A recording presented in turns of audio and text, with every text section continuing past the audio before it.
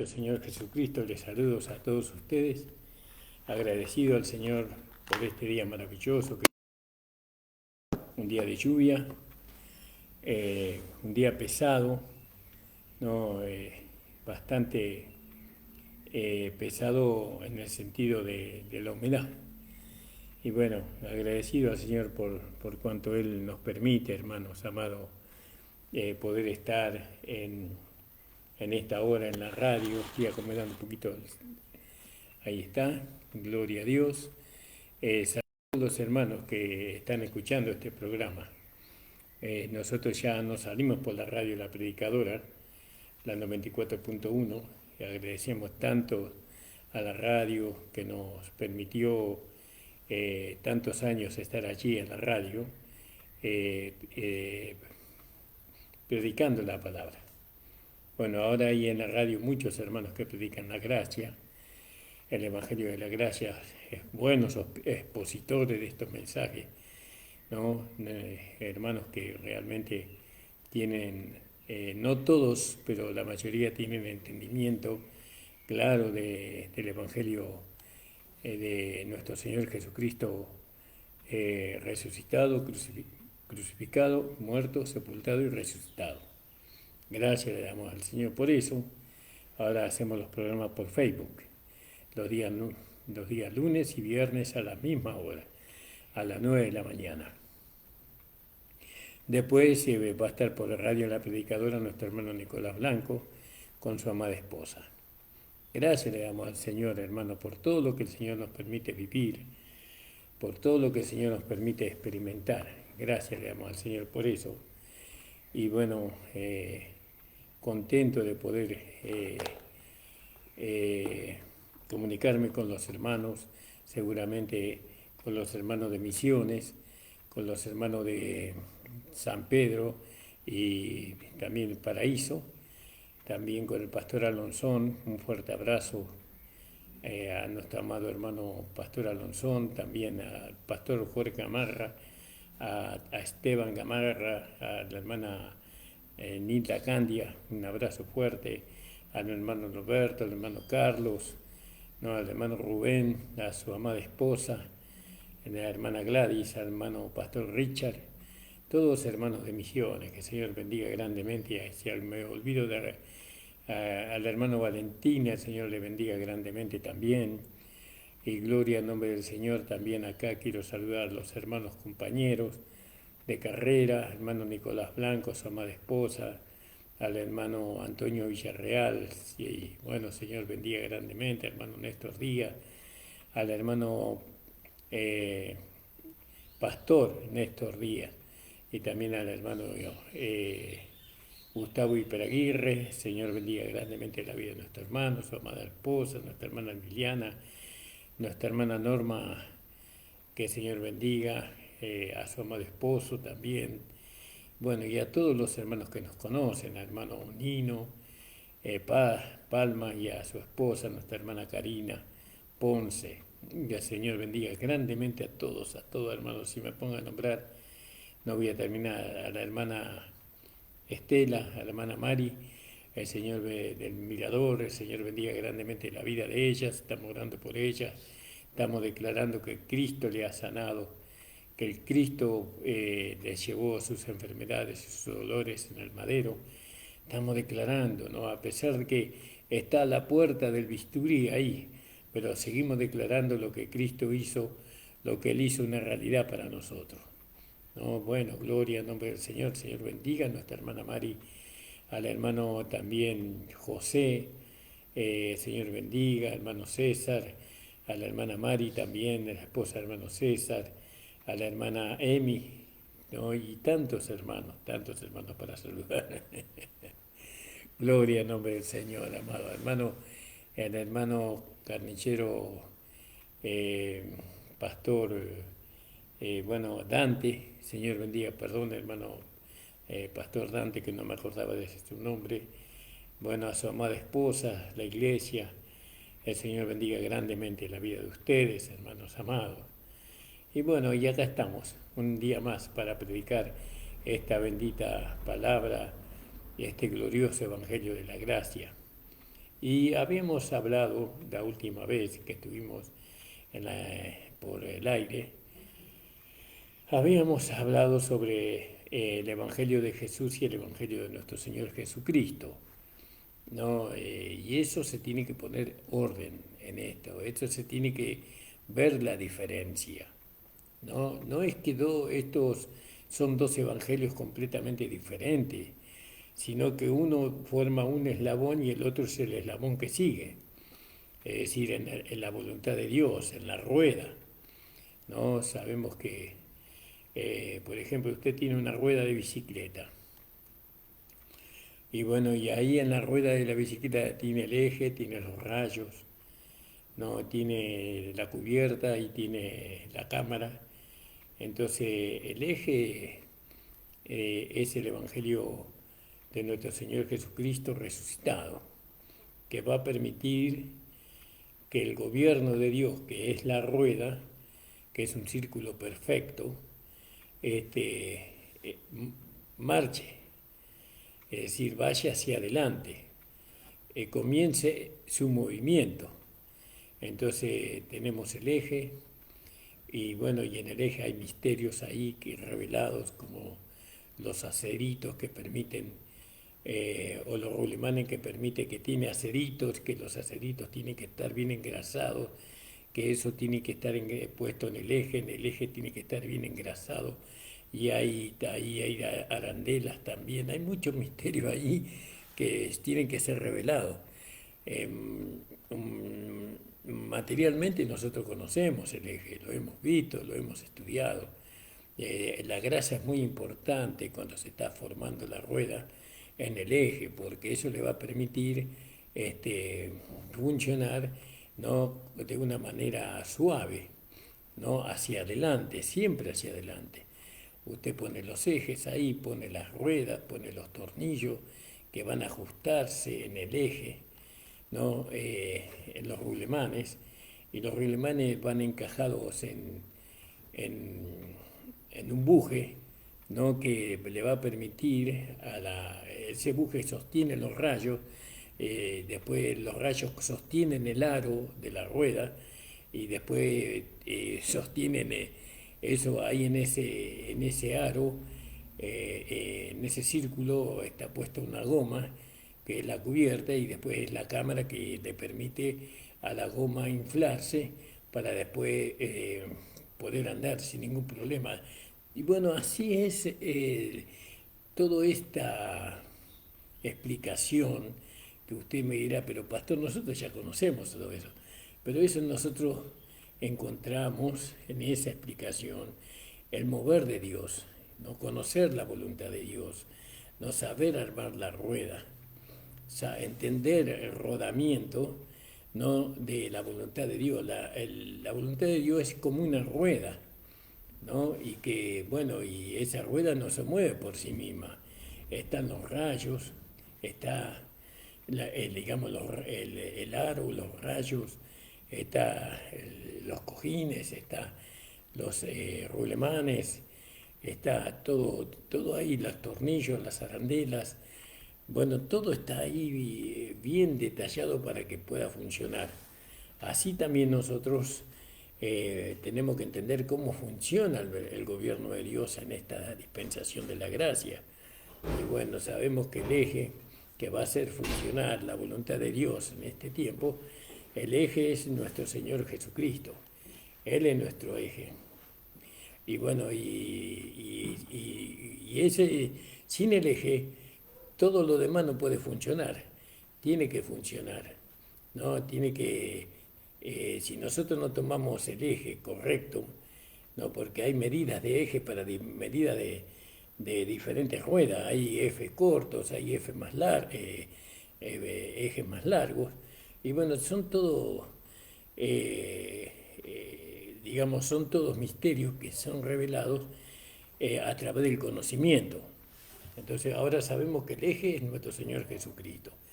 Este Señor Jesucristo primeramente fue nuestro Señor Jesús. Jesús se hizo hombre. Él tuvo un vivir humano de 33 años y conocemos la vida de Jesús. Él vino para reinar sobre el pueblo de Israel. Él Dios cumplió su palabra al enviarlo a Jesús para poder él envió a Jesús para poder reinar sobre Israel.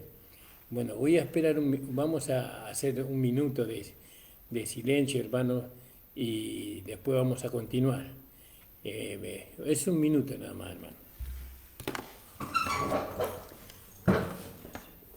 ¿Cómo?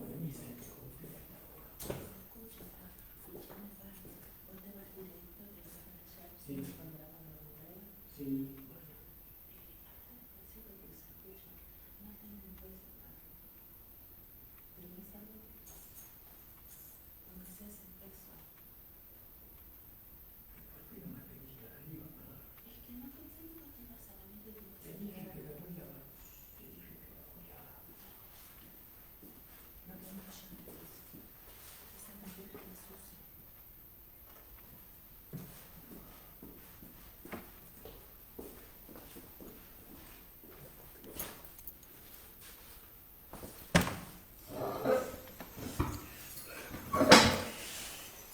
Disculpen, hermano, tuve que solucionar una situación. Bueno, y como veníamos hablando, el entender el eje, el entender el movimiento de la rueda, es entender la voluntad de Dios agradable y perfecta. Sin ese entendimiento, si nosotros no entendemos, no podemos movernos dentro de la voluntad de Dios. Entonces el eje es Jesucristo. Él es el eje, ¿no? El Señor Jesucristo. El Señor Jesucristo fue declarado Hijo de Dios, ¿no?, cuando resucitó de entre los muertos, ¿no? Quiere decir que Jesús, el que había nacido 33 años antes, él murió. Jesús, digamos, llegó hasta la cruz. Después, cuando él fue sepultado, y después fue resucitado, y cuando él fue resucitado, ya dejó de ser Jesús para ser el Señor Jesucristo resucitado, ¿no? Era Jesús resucitado con poder. Es decir, que él tenía o había recuperado el poder que él había dejado. Él recuperó su deidad, su divinidad, aunque nunca él dejó de ser lo que era, ¿no? Pero él tomó un cuerpo humano y en ese cuerpo humano él no pudo manifestar, digamos, una deidad, una divinidad, sino que él tuvo que manifestar la vida de un hombre natural, dependiente de Dios y del Espíritu Santo para poder cumplir la voluntad de Dios, que era la redención, que era la justificación y la salvación de los pecadores que iban a creer en él. Ahí Dios usó a su Hijo. Él fue el Mesías, él fue el Redentor, ¿no?, de nosotros. Él nos redimió, ¿no?, de la maldición de la ley, nos redimió a nosotros de la muerte eterna, es decir, por medio de su sangre. Él derramó su sangre en favor de nosotros. Ese fue Jesús. Por medio de Jesús nosotros somos salvos. Nosotros tenemos vida eterna por medio de Jesús. Por medio de Jesús nosotros hemos podido tener un nuevo nacimiento, ¿no?, por medio de la fe en Él, ¿no? Por medio de Jesús nuestros pecados fueron borrados. Por medio de la sangre de Cristo nuestros pecados fueron borrados y nuestra conciencia fue limpiada, ¿no?, de toda culpa de pecado. Todo eso hizo Jesús. Por medio de Jesús nosotros alcanzamos la salvación, la inmortalidad, la vida eterna en cuanto a nuestro espíritu y nuestra alma, ¿no? Todo eso le debemos a Jesús, ¿no? Pero Jesús no vino a establecer la iglesia.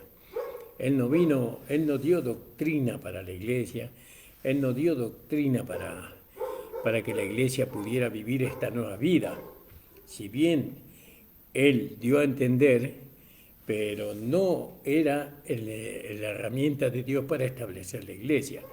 El que tenía que establecer la iglesia era el Señor Jesucristo, el Jesucristo resucitado, el Dios Todopoderoso.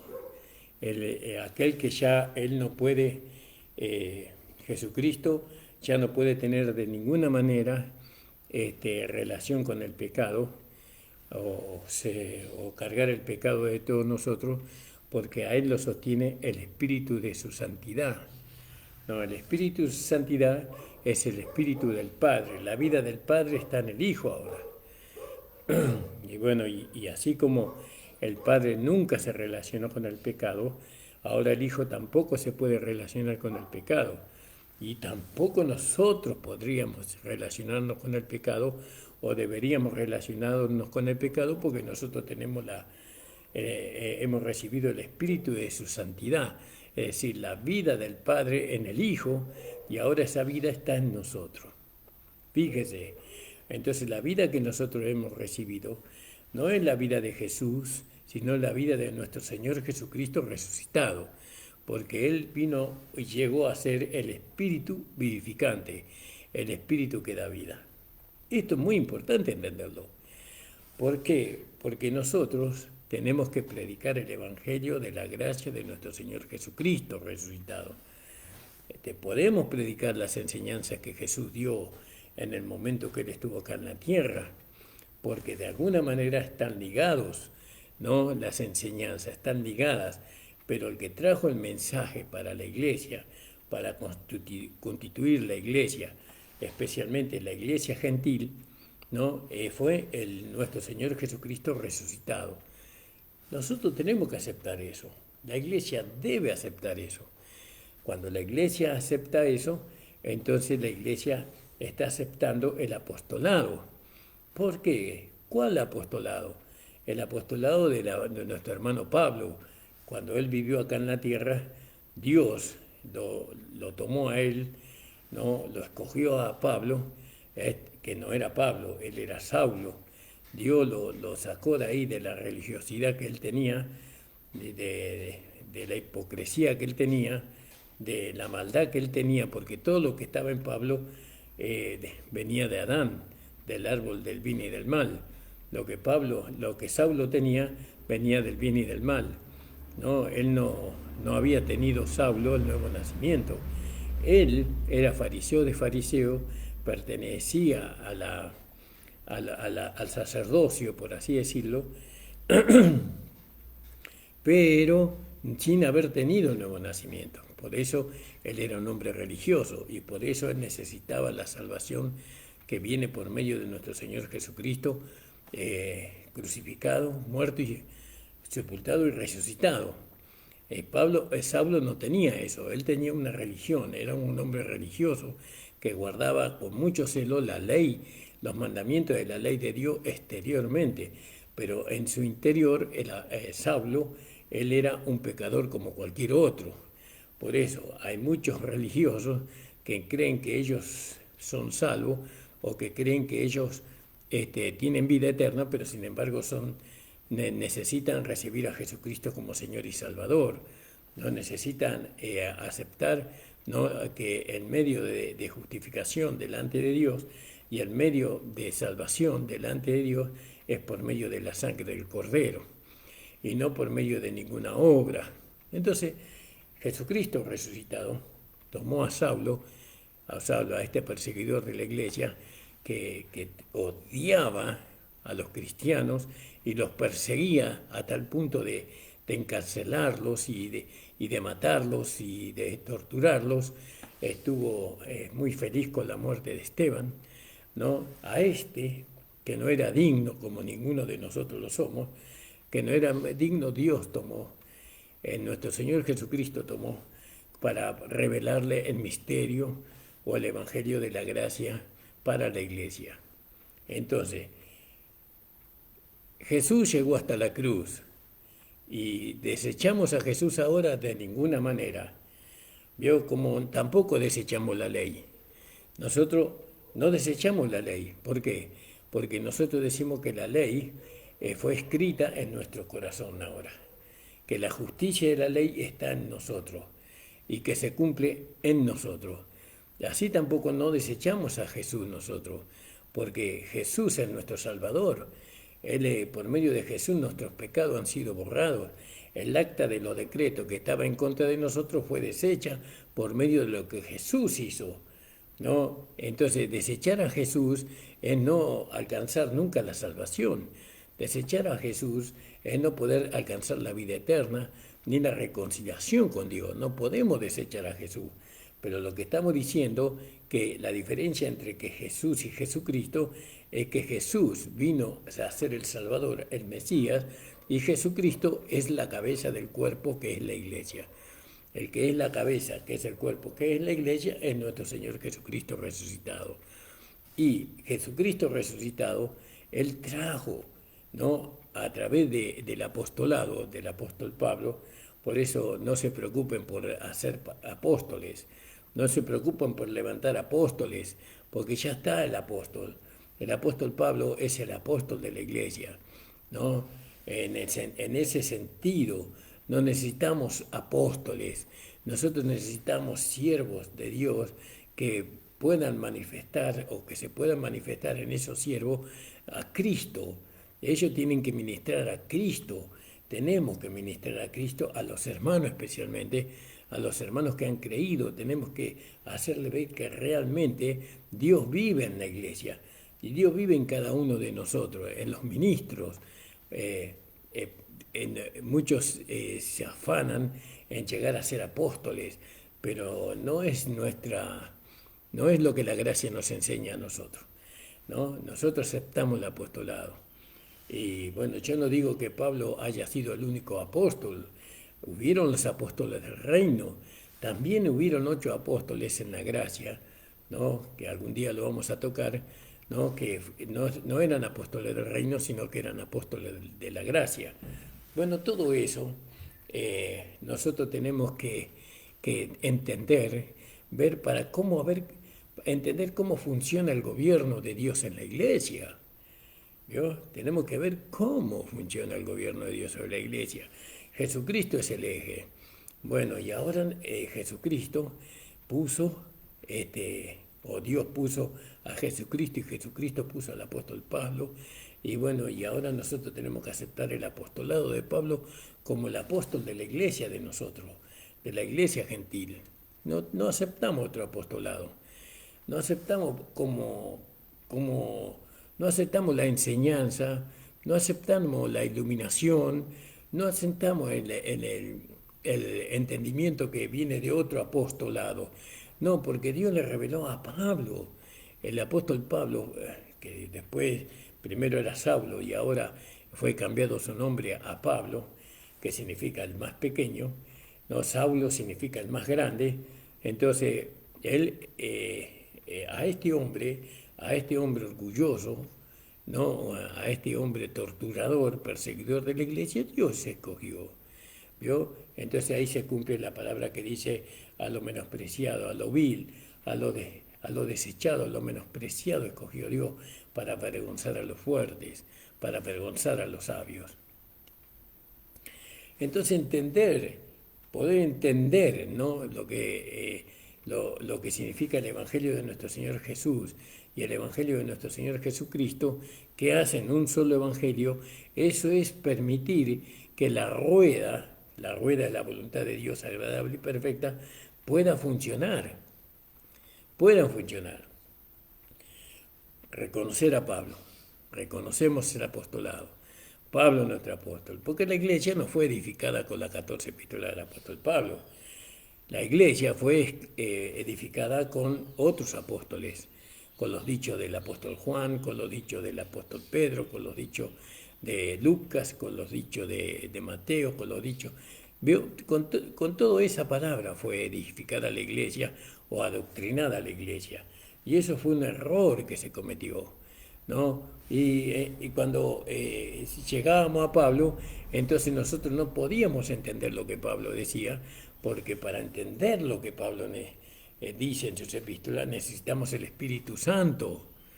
Necesitamos el Espíritu Santo, ¿no? Y a nosotros nos pareció, ¿no?, a la iglesia, no a nosotros personalmente, sino que a la iglesia que estuvo antes de nuestro tiempo, y aún algunas iglesias de nuestro tiempo, a ellos les pareció más fácil establecer la iglesia con otra enseñanza, con otro apostolado, que haber recibido el apostolado que Dios constituyó por medio de Jesucristo para que la iglesia fuera edificada. Yo como perito arquitecto puse el fundamento. ¿Ya? No, y el fundamento es Jesucristo, dice. Ahí está, ¿ves? Entonces nosotros vemos la importancia de clarificar este punto, ¿no? Lo primero, aceptamos a Jesucristo como declarado Hijo de Dios con poder por medio de la resurrección. Después aceptamos que ese Jesucristo que fue declarado Hijo de Dios por medio de la resurrección, Él estableció a Saulo como Pablo, como el apóstol de la iglesia. Y ahora nosotros aprendemos de Pablo. ¿Por qué? Porque él mismo dice de sí mismo, y yo fui constituido predicador, apóstol y maestro de los gentiles. ¿Vio? Y entonces, ¿de quién aprendió el Evangelio Pablo? Dice que no lo aprendió de hombre ni por hombre, sino por revelación de Jesucristo. Quiere decir que Jesucristo le reveló al apóstol Pablo su prédica. Romanos capítulo 2, versículo. Usted pueda, si yo busco, usted va a buscar también, ¿no? Romanos 2:16 dice, el 15, mostrando las obras de la ley escrita en sus corazones, dando testimonio a su conciencia, acusándolo o defendiéndole su razonamiento, en el día en que Dios juzgará por Jesucristo los secretos de los hombres conforme a mi evangelio, a lo que el Señor Jesucristo me reveló. Entonces, tenemos que establecer el apostolado. El apostolado de Pablo tenemos que establecerlo en la iglesia. Él es nuestro apóstol, ¿no? Bueno, hubieron otros apóstoles y tal vez haya otros apóstoles. Yo no conozco a ningún otro, solamente conozco al apóstol Pablo, no como apóstol. Apóstol significa enviado, ¿no? Él fue enviado por Dios, por nuestro Señor Jesucristo, a traernos a nosotros los hombres, ¿no? Especialmente los gentiles, la buena noticia del Evangelio. Gloria al nombre del Señor. Ahora, nosotros, si queremos saber cómo funciona el gobierno de Dios en la iglesia, entonces aceptamos el apostolado de Pablo, pero también tenemos que aceptar los escritos del apóstol Pablo, porque en los escritos del apóstol Pablo, ahí está toda la enseñanza, toda la doctrina, toda la amonestación, toda la exhortación, todo el amor, ¿no?, de Dios para la iglesia. Ahí solamente por medio, ahí sí, pues nosotros, cuando nosotros somos enseñados como hijos de Dios, somos enseñados las 14 epístolas del apóstol Pablo, entonces nosotros vamos a poder estar en la verdad. Y la realidad de Cristo va a ser en nosotros visible. Ahora, nosotros sin las 14 epístolas del apóstol Pablo, nuestra vida no puede ser transformada. No puede ser conformada a la imagen de Cristo. Para que nosotros podamos ser conformados a la imagen de Cristo, necesitamos, ¿no?, leer las 14 epístolas del apóstol Pablo. Pero aunque usted lo lea, a las 14 epístolas del apóstol Pablo, usted no la puede entender por sí mismo, según la enseñanza del apóstol Pablo. Porque él, en Romanos capítulo 1, versículo 11, él quería confirmar a los hermanos que estaban en Roma. Confirmarlo, es decir, establecerlos en la fe que ellos tenían, por un lado. Por el otro lado, para que usted pueda entender el Evangelio, las 14 epístolas del apóstol Pablo, para que la iglesia pueda ser edificada en la verdad, ¿no?, tiene que constituirse en cada iglesia local un ministerio. Ese ministerio tiene que ser formado, como dice la Biblia, ¿no?, apóstoles, profetas, evangelistas, pastores y maestros. Estas personas están constituidas por Dios para poder perfeccionar a los santos. Vamos a leerlo ahí en Efesios. Esto es un tema muy sabido por los hermanos que me escuchan. No es nada nuevo lo que yo estoy compartiendo, pero estoy compartiendo este tema para los hermanos que no lo conocen, y yo sé que son muchos hermanos que no conocen esta forma de predicar el Evangelio. Entonces fíjese lo que dice en Efesios capítulo 4, en el versículo 11 y 12, ¿no? Dice, Y él mismo, cuando habla de él, habla de Cristo. Y él mismo constituyó a algunos apóstoles, a otros profetas y a otros evangelistas, a otros pastores y maestros. ¿Para qué los constituyó? A fin de perfeccionar, ¿no? ¿No? A fin de perfeccionar. ¿A quiénes? A los santos. ¿Para qué? Para la obra del ministerio, para el trabajo de diácono significa, ¿no? Para la obra del ministerio. Porque los que eran perfeccionados, ellos tenían que ministrar. Porque dice para ministrar, para la obra del ministerio, ministrar. Ellos tenían que ministrar la vida de Cristo. Por eso la obra del diácono es ministrar la vida de Cristo a los santos. Un diácono que no ministra la vida de Cristo a los hermanos no es un diácono aprobado y no va a recibir ningún tipo de recompensa. No va a alcanzar nada más que un diaconado, nada más. Pero aquel que ministra, ¿no? La vida de Dios a los hermanos, él puede alcanzar después un ministerio mayor. Puede alcanzar un ministerio, dos ministerios, tres ministerios. Eso conforme Dios le da. Entonces fíjese que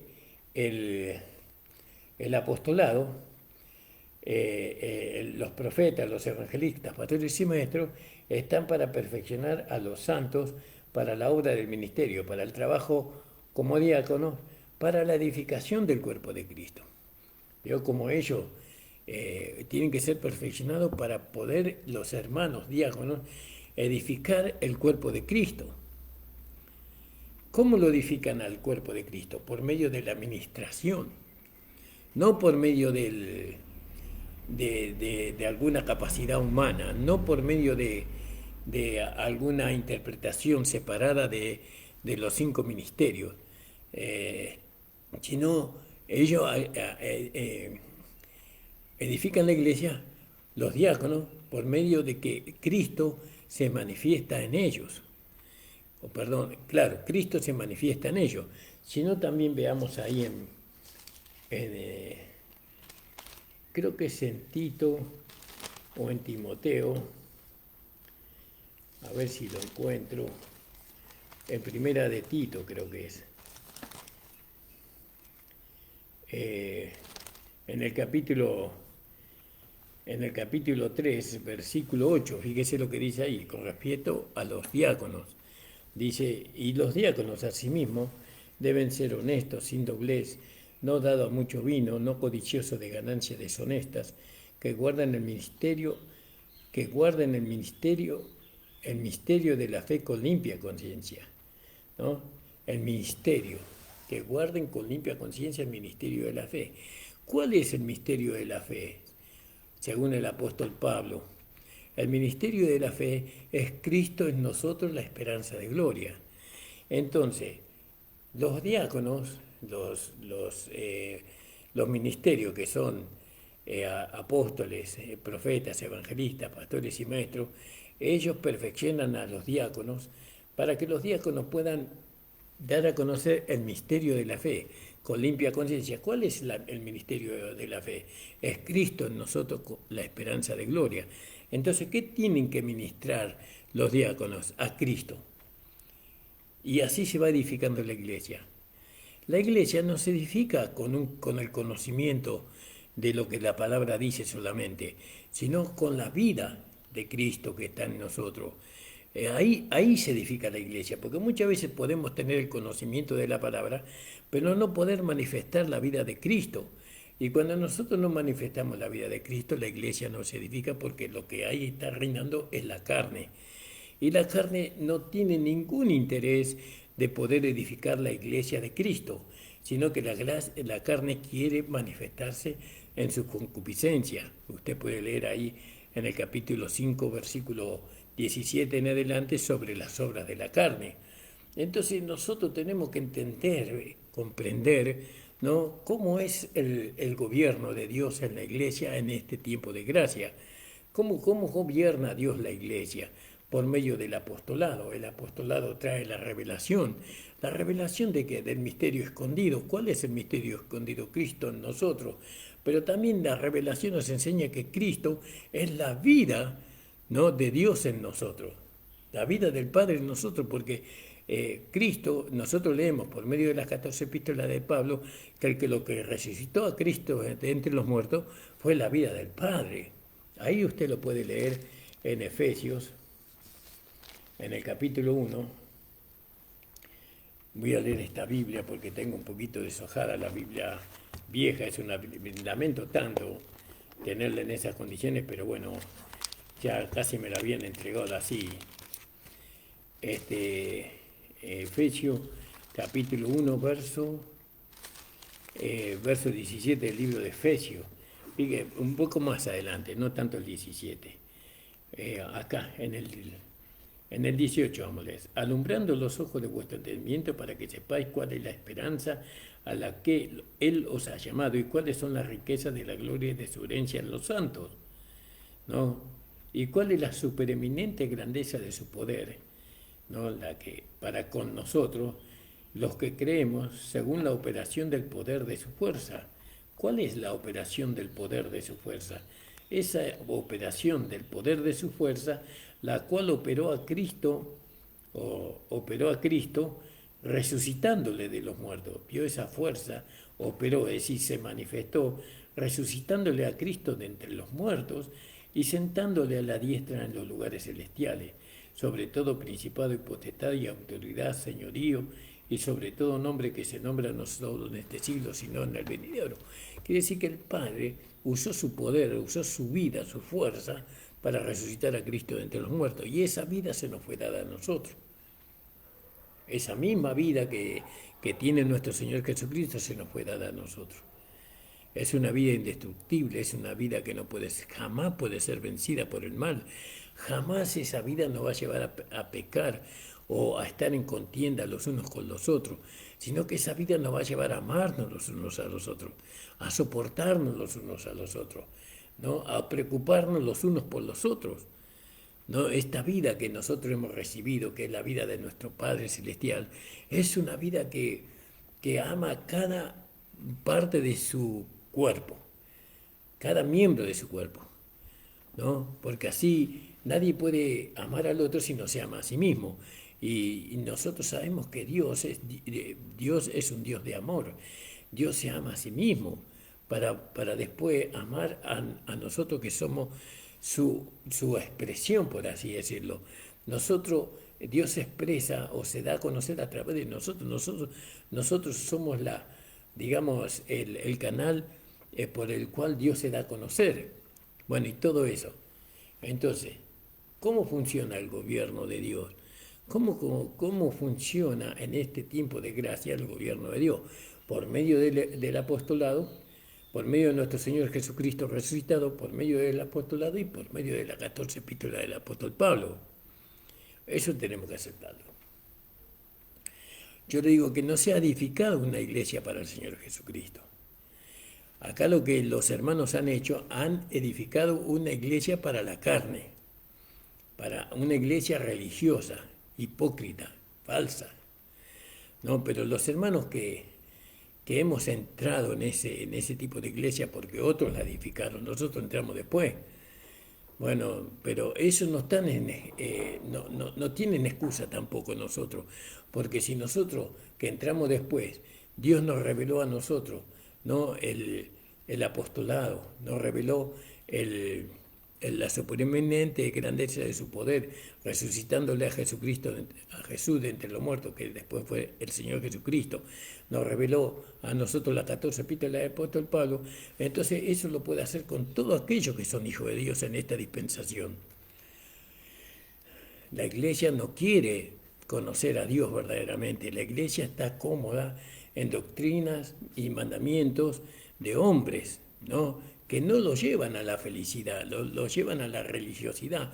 Y en esa religiosidad los miembros del cuerpo de Cristo viven años y años y con una amargura, con una tristeza, con un carácter, con un sentimientos y pensamientos que están más ligados a Satanás que a Dios mismo. porque los hermanos muchos no se aman, se desprecian, se aborrecen, muchos hermanos se faltan el respeto, ya no hay honor, ya no hay estima por nadie, ya cada uno se la juega por sí mismo, estamos como el mundo. Eso porque no se conoce el verdadero evangelio. Eso porque no se tuvo un encuentro con la vida que está en usted mismo.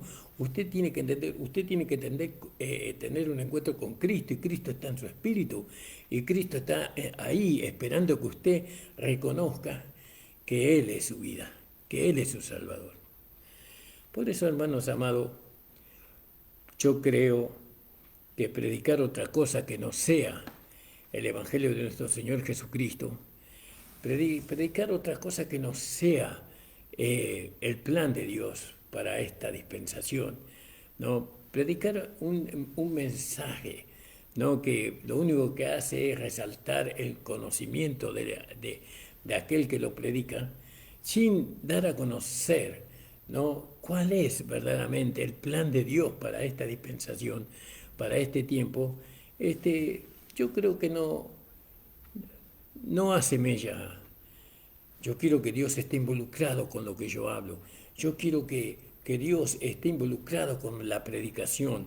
Yo quiero que Dios esté involucrado con la revelación que yo tengo. Yo quiero que la vida se manifieste no solamente en mí, sino en todos aquellos que lo escuchan. Yo quiero que la vida se manifieste en cada uno de los hijos de Dios, y que esa vida, porque yo sé que esa vida lo va a llevar a ser feliz. Un hombre, una mujer feliz, yo sé que esa vida lo va a transformar a la imagen y a la semejanza de Cristo. Yo sé que esta palabra que nosotros hablamos, o yo pretendo que esta palabra que nosotros hablamos tenga una influencia, tenga una capacidad que la tiene, ¿no? en la vida de cada persona que lo escuche y diga, pero ¿qué estoy viviendo yo? Nosotros tenemos que entender que no podemos tener una relación con el cuerpo de Cristo si primeramente no tenemos una relación personal con Cristo. Y yo no puedo tener una relación personal con Cristo viéndome como pecador, sin saber nada del nuevo nacimiento. Yo tengo una relación con Cristo cuando yo me veo como hijo de Dios. Muchos buscan ser discípulos, todos quieren ser discípulos, pero nadie quiere ser hijo. ¿No? Dios no quiere discípulos, Dios quiere hijos. ¿Qué es más cercano al Padre? ¿Un discípulo o un hijo? Un hijo más cercano. Y usted es un hijo y una hija de Dios. Dios le ha hecho a usted su hija, su hijo, no su discípulo. El discípulo es distante, el hijo es cercano. ¿Vio? El hijo se abraza con el Padre, lo besa al Padre. ¿Vio? Siente la ternura del Padre. ¿No? El discípulo es algo más distante. ¿Vio? Por eso es lo que nos enseña la gracia de Dios a nosotros. Por eso, ¿cuál es la pretensión de nuestras palabras o de nuestro evangelio? No que esta palabra, que Dios esté involucrado con esta palabra. Él dice que Él llevó nuestras enfermedades y nuestros dolores, pondrá la mano sobre los enfermos y sanarán. Yo quiero que Dios esté involucrado con esta palabra. Cuando nosotros ponemos las manos sobre un enfermo, ese enfermo se tiene que sanar. Pero para eso necesitamos formar la iglesia, para eso necesitamos vivir como iglesia, poder vivir como cuerpo, porque este poder Dios le dio a la iglesia. Dios no le dio a un hombre especialmente, a la iglesia. Y estos dones que nosotros tenemos se van a manifestar en la iglesia, en el cuerpo de Cristo. No individualmente, porque si se manifestaría individualmente sin nosotros tener la vida de la iglesia, entonces la exaltación y el reconocimiento sería para nosotros. Pero no, ahora nosotros queremos que el nombre del Señor Jesucristo sea exaltado y sea glorificado. Querido hermano, querido consiervo, pastor, ¿no? Escuche la palabra. Esta es una palabra de vida, es una palabra poderosa. Esta palabra, este evangelio de nuestro Señor Jesucristo resucitado, solamente pueden entenderlo aquellos que han nacido de nuevo. ¿No? Usted no tiene que estar ligado a rudimentos. rudimentos, formas de la ley para poder ser salvo. Usted no puede estar ligado, estar enamorado, usted no puede ser fiel, ¿no?, a la doctrina de una iglesia que no predica el evangelio verdadero, ¿no?, y estar ligado a Cristo. No se puede, porque está sirviendo a dos señores, ¿no? O servimos a Cristo resucitado o servimos a la denominación a la cual nosotros estamos ahí.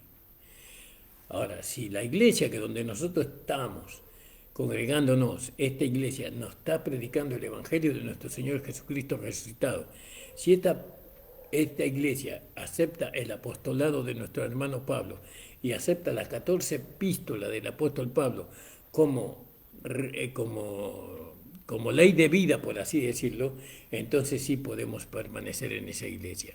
Pero si estamos en una denominación, ¿no?, que nos manda a nosotros a vivir una vida religiosa como la vivió el apóstol, como la vivió Saulo, entonces nosotros tenemos que salir corriendo y buscar una iglesia donde se nos predique la verdad. No, pero yo no quiero irme de la iglesia. Perfecto, no se vaya de su iglesia, entonces hable con su pastor y dígale: pastor, usted tiene que predicar la verdad. Usted tiene que predicar las 14 epístolas del apóstol Pablo. Usted tiene que predicar al apóstol Pablo como nuestro apóstol. Usted tiene que hablarnos de Jesucristo resucitado, porque nosotros no conocemos a Jesucristo resucitado. Nosotros conocemos a Jesús. Y está bien conocer a Jesús, por supuesto que está bien. No desechamos a Jesús nosotros. Él es nuestro Salvador. Alabado sea su nombre para siempre, ¿no? Pero usted nos tiene que predicar la verdad. Nosotros no podemos vivir esta vida religiosa, porque así como los religiosos se van al infierno, fíjese, según la palabra de Pablo, que Dios le mostró al apóstol Pablo, Pablo dice que los hombres religiosos van a ir al infierno, que están condenados. En el capítulo 3 de Romanos, dice 3, en el versículo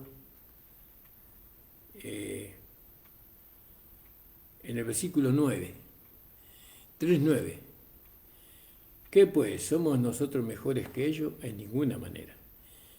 Pues ya hemos acusado a judíos, los judíos eran los religiosos, ¿no?, a quienes Jesús llamó hijos del diablo, porque ellos decían que eran hijos de Abraham, pero Jesús le dijo: vuestro padre es el diablo. Entonces, pues que somos nosotros mejores que ellos, en ninguna manera, pues ya hemos acusado a judíos y a gentiles que todos están bajo pecado. Es decir, que el judío, el hombre religioso, es tan pecador como el judío, como el pecador, como el gentil. ¿Y quién es un hombre religioso? Un hombre religioso es una persona que hoy está dentro de la iglesia sin conocer el apostolado de Pablo y sin conocer las escrituras del apóstol Pablo, y sin embargo viviendo una vida aparentemente cristiana, pero no está viviendo una vida cristiana, porque su interior siempre está lleno de contienda, de amargura, de resentimiento, como dice el mismo capítulo anteriormente. Vamos a leerlo. Fíjese cómo es un hombre religioso. Dice, como está escrito: no hay justo ni un uno. Así empieza el religioso. No hay quien entienda. Así él piensa eso. No hay quien busque a Dios. Eso piensa él, vio el religioso. Todos se desviaron a una, se hicieron inútiles. Eso piensa el hombre religioso. No hay quien haga lo bueno. No hay ni yo hago lo bueno, ni uno hace lo bueno, dice el hombre religioso. Y dice: sepulcro abierto a su garganta. Así es la garganta, sepulcro, habla muerte nomás. Muerte, hay muerte en su garganta. No, sepulcro abierto a su garganta, su lengua engañan. Dios, son engañadores, mentirosos, los religiosos, ¿no? Son engañadores, hipócritas, ¿no? Lo único, dañan a todo el mundo, dañan a su familia, dañan a su esposa, a sus hijos, dañan a sí mismos, dañan a la iglesia, ¿no? Dicen, con su lengua engañan, veneno de áspide, de serpiente, ¿no? Palabras del diablo tienen debajo de su lengua. Eso dice la Biblia, no lo estoy diciendo yo, ¿no? Con su lengua engañan veneno de áspida hay debajo de sus labios, su boca está llena de maldición, lo único que hace es maldecir. Maldecir es hablar mal del otro, eso es maldecir. Y el hombre religioso, la mujer religiosa, lo único que hace es estar en chisme, en cuento, y habla mal de todo el mundo, menos de ella misma, o de él mismo. Pero sin embargo está todo eso en él o en ella. Entonces dice todo, con su lengua engañan, veneno de aspe ahí debajo de sus labios, su boca está llena de maldición y de amargura, lo único que tienen son amargura, están tan amargados esa gente, no, porque siempre están sufriendo esa gente, no hay gozo en ellos, sus pies se apresuran para derramar sangre, ellos lo único que quieren es la muerte del otro, del enemigo, ¿vio? Quieren que se mueran. Quebranto y desventura hay en sus caminos, quebranto, todo les sale mal, todo es quebranto, ¿no? En su camino, no conocen camino de paz, no hay temor de Dios delante de sus ojos, ellos ni a Dios temen, no tienen temor de Dios, ¿no? Ellos cuando les conviene le dicen a usted pastor, y cuando no les conviene le dicen viejo, loco, tarado y estúpido. Al pastor, fíjese qué osadía, ¿no? Que, así, pero ese es el hombre religioso. La mujer religiosa es así. No hay temor delante de Dios, ¿no? Entonces, el hombre religioso está condenado al infierno y a la condenación eterna. Por eso, Dios, en su plan, en su diseño para este tiempo, nos trajo al Señor Jesús y después nos resucitó al Señor Jesucristo y por medio de Jesucristo hemos alcanzado el apostolado y ahora a través del apostolado le fue revelado el misterio oculto de los tiempos y edades, que es Cristo en nosotros, la esperanza de gloria. ¿Qué, qué esperanza tengo yo en esta última etapa de mi vida? Que me voy a ir con Cristo. ¿Cuál es la esperanza que yo tengo? La esperanza es que yo voy a salir de este cuerpo, mi espíritu y mi alma se van con el Señor. Esa es mi esperanza y esa es la esperanza que da el Evangelio. La esperanza es poder edificar una iglesia gloriosa para el Señor. ¿Se da cuenta, hermano? Entonces, por eso la necesidad de poder entender, ¿no? ¿Cómo se mueve Dios, el poder de Dios, el gobierno de Dios en este tiempo de gracia? ¿No? La iglesia fue mal construida, ¿no? La iglesia fue de acá a 100 años, a 200 años, fue una iglesia mal construida. Usaron la palabra incorrectamente, ¿no? No aceptaron el apostolado, ¿no? Se dejaron, y no es que los otros apóstoles hayan sido malas personas, y no es que los otros apóstoles fueron instrumentos de Dios, o sí, para una época, para un pueblo determinado, pero esos apóstoles reconocieron en el apóstol Pablo, no que Dios estaba con él, no que era apóstol de los gentiles, que era apóstol, maestro y predicador de los gentiles. Ellos lo reconocieron a Pablo, le dieron la mano de compañerismo al apóstol Pablo, ¿no? Y ahora la iglesia no lo acepta. Y si usted rechaza el apostolado de Pablo, usted no va a perder su salvación, por supuesto, porque una vez nacido hijo de Dios es nacido para siempre. Pero lo que va a perder es la herencia, no va a poder heredar, no va a poder conocer a Dios cara a cara, no va a poder estar en la boda del Cordero, no va a recibir una corona de vida ni de justicia sobre su cabeza. Usted no va a poder ser arrebatado en la primera fila, usted se va a quedar a sufrir la tribulación que ha de venir sobre el mundo entero. Por eso la palabra de Dios le dice a los hermanos vencedores de Filadelfia, por cuanto has guardado la palabra de mi paciencia, yo también te guardaré de la hora de la prueba que ha de venir sobre el mundo entero. ¿Quiénes van a ser guardados de eso? ¿No? Los vencedores. ¿Quiénes son los vencedores? Los que vencieron por la fe, los que guardaron por la fe la palabra. Ellos guardaron la palabra de su paciencia. Doy gracias al Señor, hermano. Acuérdese, yo tengo una forma de ser que, bueno, Dios hizo así. Lo que usted ve es lo que Dios hizo. Lo que usted escucha es lo que Dios hizo. No, Dios hizo esto de mí. Alabado sea el nombre de Jesús. No, y eso será para no exaltarme de inmediatamente, ¿no? Eso para no ser pretencioso, debe ser algo así. Entonces, esta es la manera en que Dios hace para que usted entre en razón, usando un nombre brusco, un nombre común, ¿no? Para que usted pueda entender. Nunca está, de acá salen palabras para herirlo, lastimarlo, condenarlo gratuitamente, nunca. La intención de Dios es que usted pueda salir de esa vida religiosa, salir de esa religiosidad que hace años que usted está llevando y venir al conocimiento de Él, venir al conocimiento de su voluntad, venir al gobierno de Dios.